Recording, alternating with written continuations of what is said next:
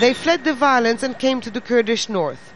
A Sunni, a Shia and a Christian, former Baghdad residents who blame Iran for what they went through.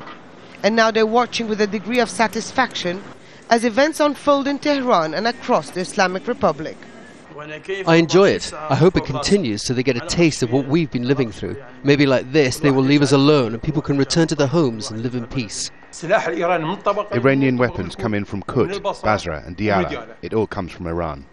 The US did not act like that. It did not kill as much, it did not kidnap, and Iran did. Since the US-led invasion in 2003, Iran has grown to be very unpopular among most Iraqis. It's seen as the biggest beneficiary, having invested billions of dollars in the country and exerting what many see as a hold over Iraq's new political leadership, at the cost of Iraqi human life, they say. Political leaders are very much aware of the hostilities on the streets towards Iran. Perhaps that explains the muted reaction from Baghdad. Except for the president, no one has congratulated Mahmoud Ahmadinejad on his re-election, at least publicly. Ahead of key national elections set for the beginning of next year, no Iraqi leader wants to be seen too close to Tehran. Iraqis hammered home that message in provincial elections last January when Shia parties traditionally linked to Iran did badly, even in the Shia heartland of the country. The vote was seen as an indictment of a perceived Iranian policy to interfere in the internal affairs of Iraq.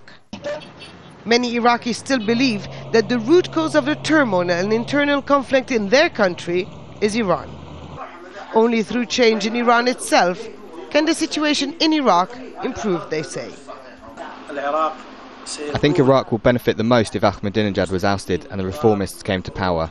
Iraq has suffered greatly from Ahmadinejad's policies towards the Iraqi people. If he goes, the Iraqi people will have hope for renewal and a better life.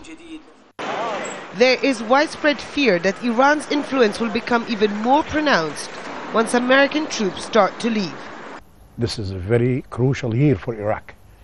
And if the United States, with Obama, will come up to its words and implement what they promise, that they will, for example, they withdrew from the towns, this means a big historical victory for American policy. That's why I think the Iranian government have an interest not to make this happen.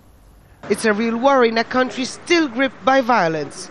Some hoping that domestic unrest in Iran will keep Tehran's policymakers focused on their own country. Hoda Abdel-Hamid, Al Jazeera, Irbil in northern Iraq.